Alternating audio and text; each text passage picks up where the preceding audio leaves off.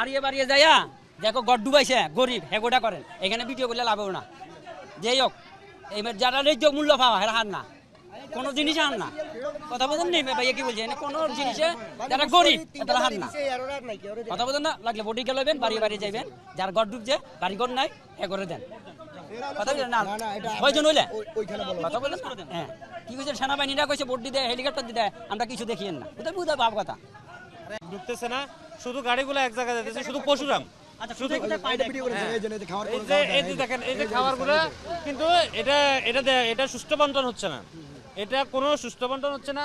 দেখেন এই বন্ধুয়া থেকে খিলপাড়ার পরে হচ্ছে আপনার হাসানপুর থেকে মাঝগ্রাম, ওইদিকে তালপুকুরিয়া, এদিকে আসেন আনন্দপুর, তারপরে নেক্সট আসেন হলো এই যে জামুড়া, নেক্সট হচ্ছে জামুড়া, তারপরে আসেন পূর্ব বশিকপুর, দলিয়া, চকবস্তা, জগৎপুর, এই আদার্স, তারপরে আপনার এখানে আসেন কমুয়া, তারপরে বালুয়া, এইসব অঞ্চলের লোকে না খাই আছে এবং ওরা অনেক ইয়া করতেছে, ওরা আসতেও পাইতেছে না, বাজারও পাইতেছে না। এখন তাদের কাছে কোনো ধরনের খাওয়া পৌঁছাইতেছে না। আপনারা অতি সপ্তাহে নিউজটা পৌঁছান, অতি সপ্তাহ নিউজ শ্রীসুন্দরের কথা বলছি। এই যে এখানে শুধু পশুরামের দিকে কেন গাড়িগুলো যায়, আসুন্না ফাউন্ডেশনের পক্ষ থেকে আমি আসুন্না ফাউন্ডেশনের দৃষ্টি আকর্ষণ করতেছি আমি, ওনারা যেন সুষ্ঠু বন্টনটা হোক, প্রত্যেকটা এলাকা বন্টন হোক, মেইন রোডে না দেয়, একটা হোল্ডও যেন মেইন রোডে না দেয়, একটা বন্টনও দেয় না, যত সম্ভব। এখন একটু পানি কমছে, গ্রামের দিকে ছোট ছোট গাড়িগুলো নিয়ে গ্রামের দিকে সুষ্ঠু বন্টনটা হোক, আমরা সবাই চাই। এখানে যারা মেইন রোডে আছে সবাই খাবার অল্প কিছু হলে পাইতেছে। এই যে বিশেষ করে মাঝগ্রামে 2টা গ্রামের লোক আটকে রয়েছে, দোতলা মসজিদ, আপনি এখন নিউজটা যাই কভার করতে পারেন। আমার কথা যদি অবিশ্বাস করেন, আমার এক বাগ্নি ওই যে আমার বোনজামাই সহ গেছে, ওখানে ওরা 6 দিন খায় না, ওরা সবাই খাবার করতেছে।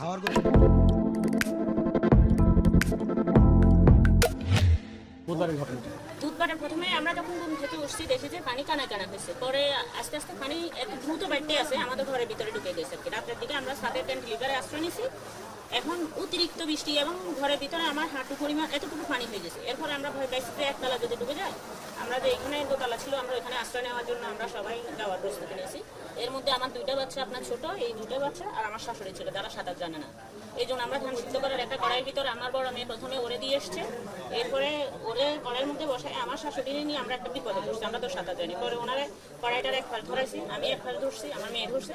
যখন আমরা ঘর থেকে বের হয়েছি এখানে আমার পানিটা আমার মাথার উপরে আরো এক হাত ছিল, তো আমি আমার শাশুড়িকে এক হাত দিয়ে ধরছি, বাচ্চাকে ধরছি। এরপরে আমার নিচের দিকে ওর নাম মনে হয় খুলে আমার পাগুলো পেঁচাই গেছে, আমি আর নিচের দিকে পা দিয়ে কিছু কন্ট্রোল করতে পারিনি। পরে আমার 2 হাত দিয়ে ওদেরকে ছাড়িয়ে দিচ্ছে। আমার বরাবরে মনে হচ্ছে আমি আমার চোখের সামনে আমার শাশুড়ি এবং আমার ছেলের মৃত্যু দেখবো, যেহেতু আমি সাঁতার জানি কোনো রকম সাঁতারে কিছু করতে পারবো। এখন এটা চিন্তা করি ওর মধ্যে আমার 2 হাত উপরের দিকে উঠে আমি ডুবে গেছি এবং আমার নিঃশ্বাস আর ফিরে আসে না। আমার বড় মেয়ে চিৎকার করে উঠছে আমার আম্মুকে বাঁচা। তো আমার একটা কাকা শ্বশুর ছিল, উনি আমার এক হাত দিয়ে দড়ি উপরের দিকে তুলছে, আমার শাশুড়ি তুলছে।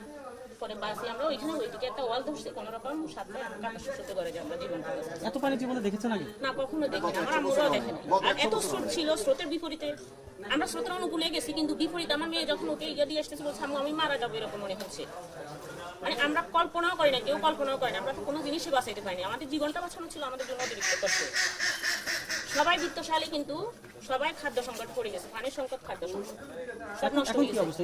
বাবুর খাবার দাবার নিয়ে কোনো ঝামেলা হচ্ছে না? এখন খাবার তো নাই, স্টক তো নাই, কেউ তো জানে না এরকম ভাবে পূর্ব প্রস্তুতি কেউ নিতে পারে নাই। যে যা পারছে আপনার হয়, কেউ যদি 1 লোকমা ভাত দিচ্ছে 1 লোকমা ভাত খাই, অন্তত একটা দিন কাটাইছে, জীবনটা বাঁচানো। এভাবে আমরা জীবনটা বাঁচানো। মানে সবাই বিত্তশালী কিন্তু কোনো কিছুই নাই, খাবার, বিশুদ্ধ পানির সংকট, খাদ্যের সংকট, সবকিছু সংকটে আমরা সবাই বসে গেছি।